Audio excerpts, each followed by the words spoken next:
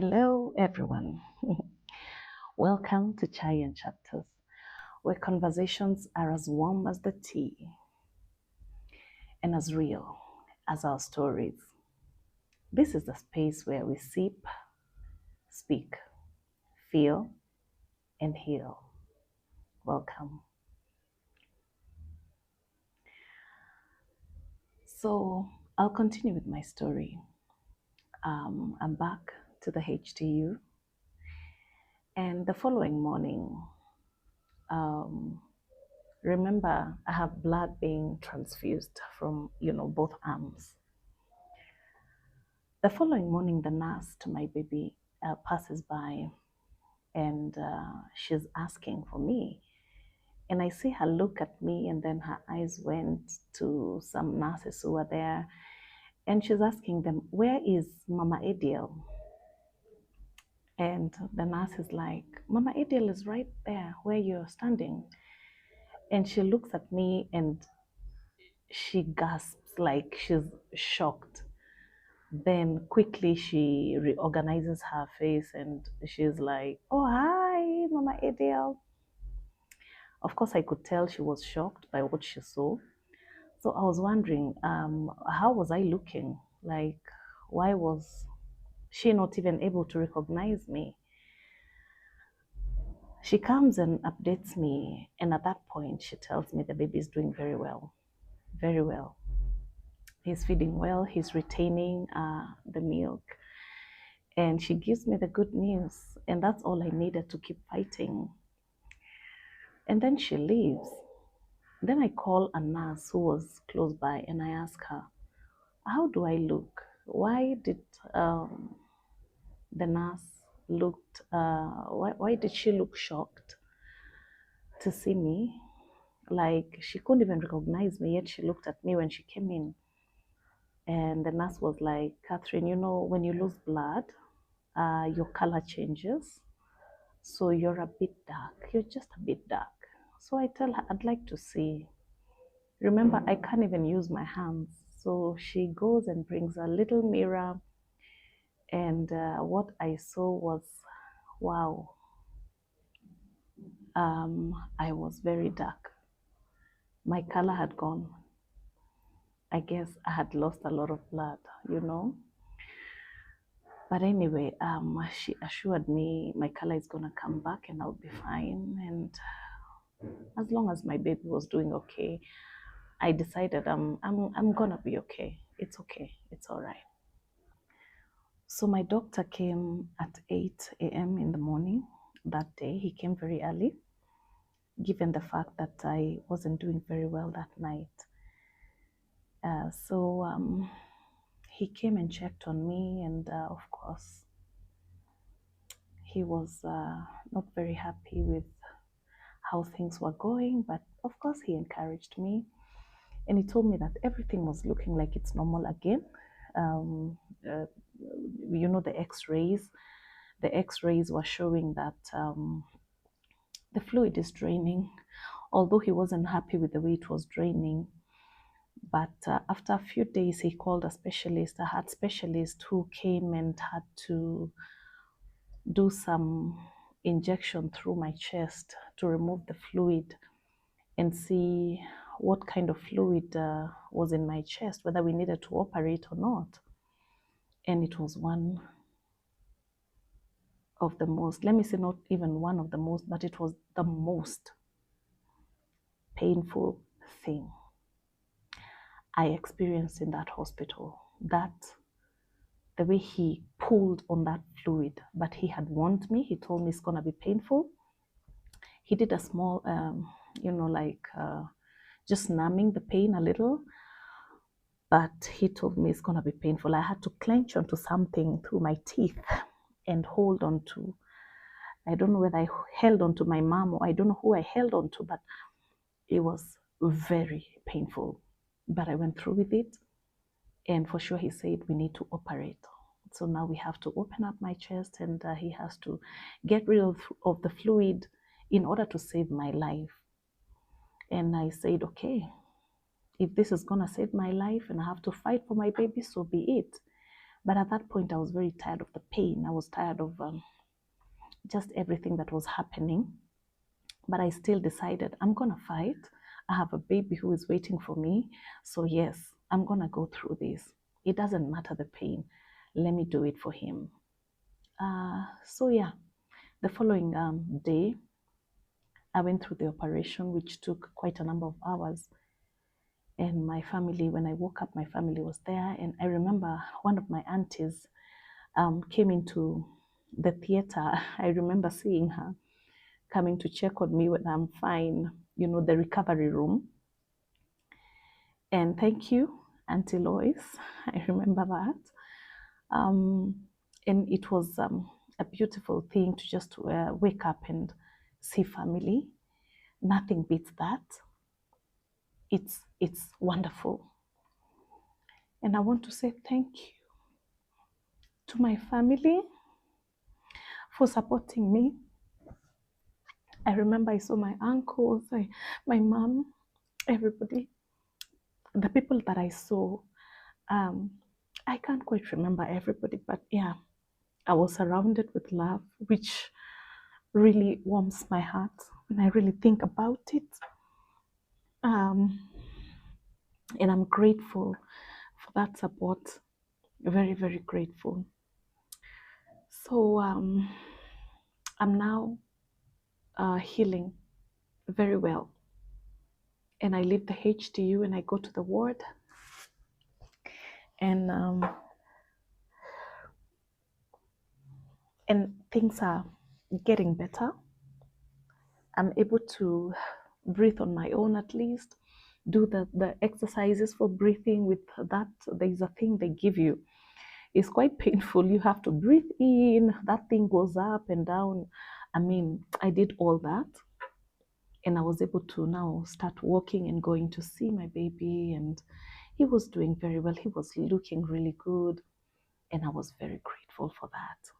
Now, the time for releasing me comes, but they can't release. Why? I have a bill.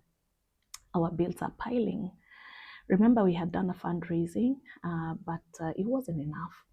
Now I've done surgery, and wow, the bill has gone up again. We don't have money. They can't release me. Now, because of that stress, my pressure starts going up. I get hospital-acquired pneumonia. Now I have to be treated all over again. Pressure is up. I'm taking pressure medication. It's going to 180. Anyway, things were now going downhill for me again. And someone intervened. A few people intervened and they had to release me. And there was a panel of some meeting that was done, and they were like, even if you keep her here, we are going to start treating her for something else. Like now she's having pressure and she's not doing well. So the best thing we can do, this lady has taken a beating. Just release her. I remember I had called everyone I knew who could, who I thought could help with maybe some money. And I would cry on the phone and call those friends. And it was a desperation that I would not want or wish on anybody. It was really bad. And I remember a friend of mine came to see me. His name is Wawero. He came to see me. He's a good friend of mine. And he sat there and I asked him, Wawero, why me? And he says, why not you? I thought that was the most insensitive thing that anybody can tell somebody who is in such a situation. But then he asked me a question that I was left pondering about. And he's asking me, who would you rather go through what you're going through? And that got me thinking, and I told him I wouldn't even wish this on my worst enemy. And he says, there you go. And I was left wondering, who would I rather go through what I'm going through? why has God allowed me to go through this? It's because I have the capacity to handle it. I may not think that I have the capacity, but I do have the capacity. And maybe one day I'll understand why I had to go through that, because it was crazy. Anyway, I'm released. I go home. I'm happy. And I'm coming back to see baby. I'm coming back to the heart clinic. I have to keep coming because they have to check what they call INR, how my blood is clotting or not clotting. Remember, because of the clot, you know, they have to check, draw blood every time, every week, every 2 weeks. So anyway, I'm at home, I'm happy, and I'm coming to see baby. And the baby is doing well.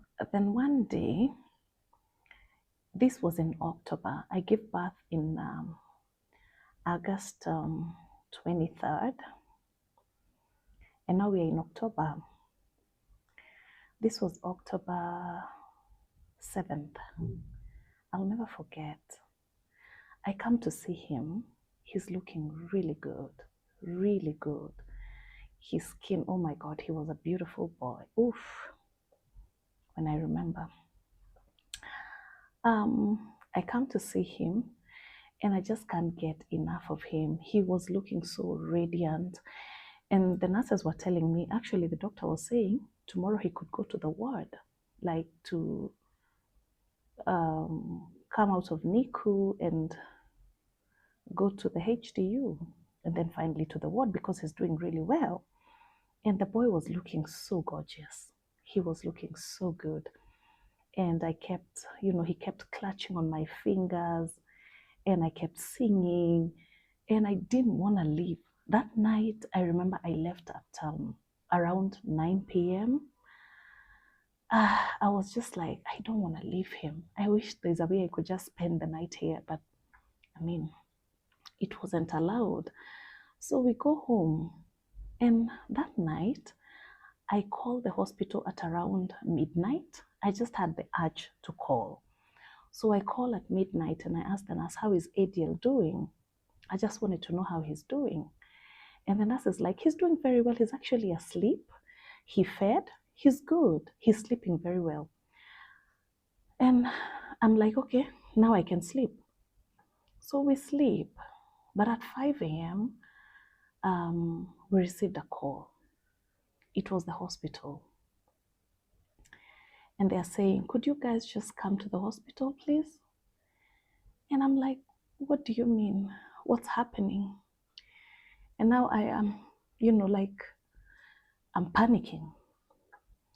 And they're like, just come. We just need you guys to just pass by. And I knew something ain't right. Something is not okay. I was feeling cold. I was panicking. I was shaking. And we go to the hospital. Yeah.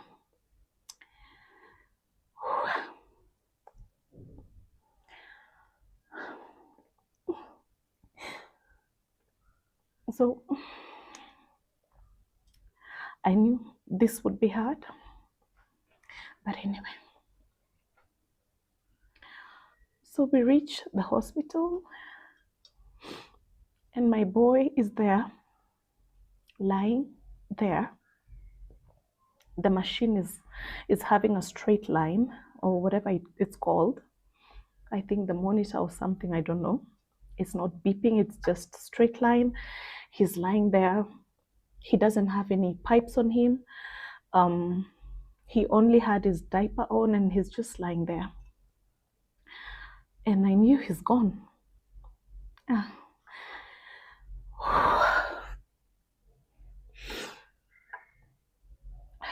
My baby boy was gone.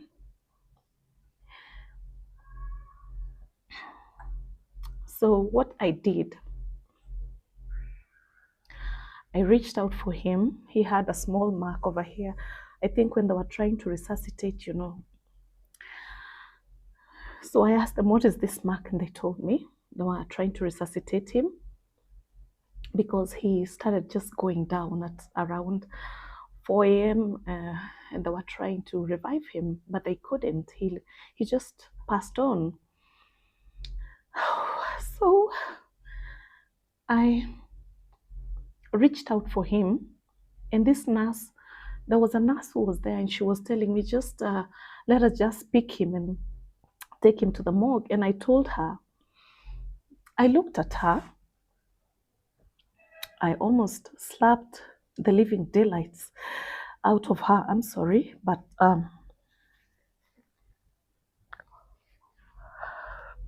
I was like, just let me mourn my baby. At least I deserve a minute or two with him. After all, I had never held him. He was always, in all these pipes and everything. I had never held Adiel in my arms, and I was longing for that. And now there's a chance here, and someone doesn't want me to have it. And I told her, you know what? You need to leave this room. That's what I did, and she left. And I just touched my baby. I kissed him, I held him. I realized he had pooped on himself. And I asked the nurse, excuse me, where are the diapers? I need to change Adiel. So she showed me where the diapers were. I cleaned him up. I changed him, made sure he was cleaned and good. And then I took him in my arms and I held him for as long as I could.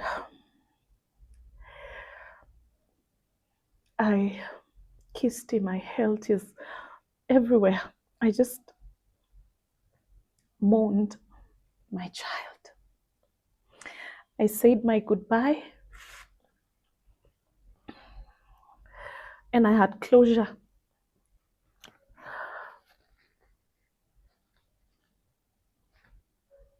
I think I took like a whole hour or more.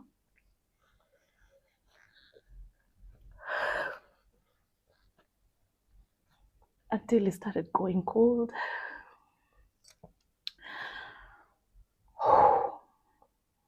But yes, I did that. And I remember my ex-husband's mom came as well, and she held him, stroked his hair, cried and wept. And I told my ex, just hold him, just say goodbye. And he did. And he cried. We forget that men feel the pain too, and he mourned his child. He held him for some time. And eventually we placed him on some bed there. And my friend Nancy Dawn, thank you, Roark West, she came and she stroked his hair and wept, and she cried.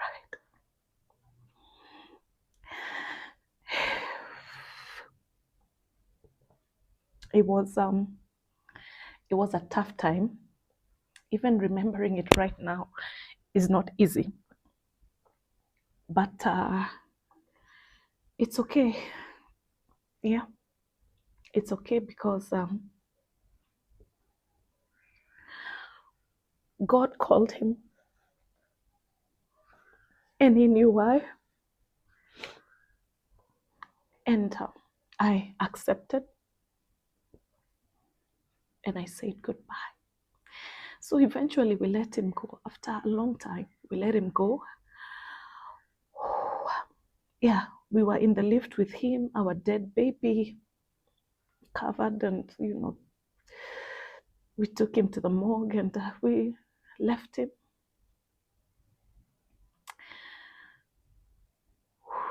Then I remember I think, I don't know whether it was my friend Nancy who suggested we just go to Galitos. And I had chicken. Let me just laugh because, yo, I don't even know how I ate it, but oh my God, they kept insisting, eat something, eat, eat. It was so tasteless.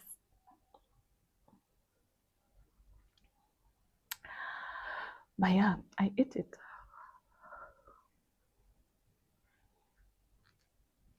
I was like, you know, the way you feel like you're just floating. You're not yourself. That's how I was feeling, like I'm just there. I'm just there. What am I going to do? What is there to look forward to? What is life? You know? Like, what is life? I didn't know whether I was coming, going, or gone. I was just there. I felt like I was lost. I didn't know what to do. Oof, where do you go from there? How do you even sleep? How do you eat? How do you live? How do you do anything? But by the grace of God, I don't know how. I just don't know how.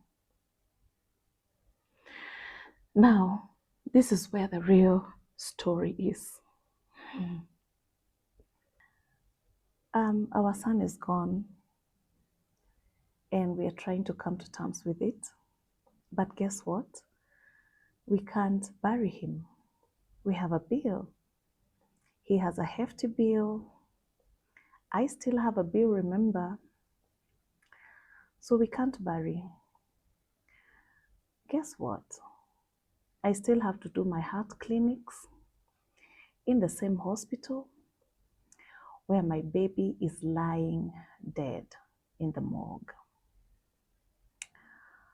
Do you know what kind of torture that is? That was October. He passes on October 7th. And I have to do clinics. Wow. I had to brace myself. Clinic day, I would do after, initially I did every week, once a week. Go to the same hospital where my baby is lying. And I remember every time I used to come there and my tears would just be flowing and my goodness. But guess what? I would still be in my little makeup because I'm one person who is, I just want to do anything that is going to encourage me, put some makeup, look good, just for myself, just look good to help, keep my spirits up. And I remember one time I come to the heart clinic and I don't find my doctor, the one who did surgery on me, because he would come there for the clinic to see his patients. So this one time I go, they drew my blood, and then I now go to the doctors. And I meet this Indian doctor because that particular doctor was not there. And he's like, I called for Catherine Wawera, and he's looking at the file, and he's looking at me, and he's like, and I'm telling him, it is I. And he's like, are you sure? Then I tell him, yes, I'm Catherine Wawera. Then he's like, are you sure? And I'm like, now what's up with you? Anyway, I didn't ask him that, but I was like, bro, hey, please, it's me. Anyway, he tells me to sit down and he's dumbfounded. He looks at the file. I had a very big fat file, and then there was another small file that they had opened for me. So it's like, I'm looking at the file and I'm like, it can't be you. You can't be the one who has gone through all this, and you are looking like this. Let me see. So he keeps looking at the file. And then he was like, I'm so sorry. I thought this file, normally in hospital, when you see this kind of file, you're waiting for a very old person who's been sickly for a long time. And they have a big file, then they have another one, Then it's like, he goes through the file a little bit and he's looking at me, he's looking at the file. Then finally he asks me, how is it that you have gone through all this and you're looking like this? You look good. And I tell him, it's just the grace of God. What can I say? And it's like, oh my God. He stands up and he shakes my hand. And then it's like, first of all, I'm very sorry for what you've been through. But whatever you're doing, keep doing it. Keep doing it. I'm very, very impressed that just the other day you are not doing well, and I'm looking at your file, but look at you. I tell him, thank you. And he checks me, and finally he says his goodbye. He wishes me well. And I just go, and my tears just start, I'm just going home. But every time I used to go for the clinics, I would go near the morgue and just wonder, when will I be able to bury my baby? And I would stand there for some time and then just turn back and go home. I'm seated in the mat and my tears are just running and I just don't know what to do, but I'm just taking one day at a time. Because what do you do? Then come January, I don't know who intervened, and we were called to finally go and bury. October, November, December, part of January, we buried in January sometime, I think mid. I don't even have a recollection of the day, but we went and buried and laid him to rest.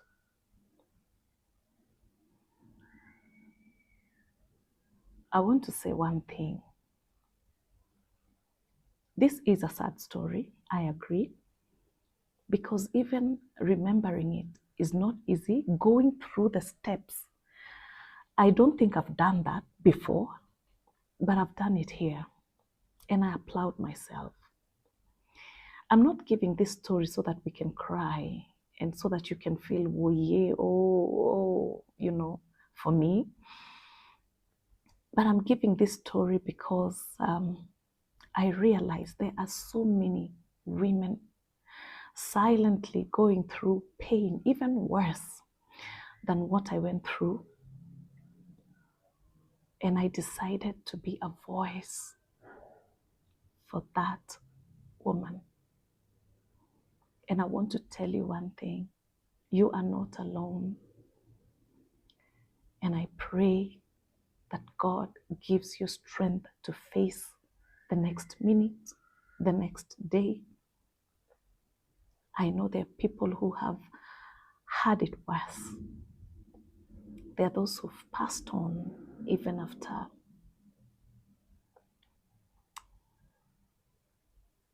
all that. There are those who are not okay mentally. I'm sorry about the noise. But I stand here today as a voice for that woman. And this is also my healing ground. Because by going into those shadows, that gray space that is between collapse and clarity is not an easy space to go back to. But I'm going back to that space, that shadow, so that I can shine light in it and finally breathe. And also give space for you who is out there and are hurting because of what you're going through, and tell you that you are not alone and that you will come out of it and you will be fine. It's not easy. It's never easy. But the sun does shine. Weeping may endure for a night, but joy comes in the morning, and we have to make a choice to live.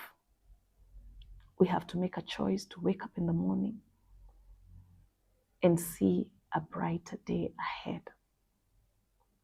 We have to wake up in the morning and be positive and be strong for ourselves. There is a reason and a purpose for everything.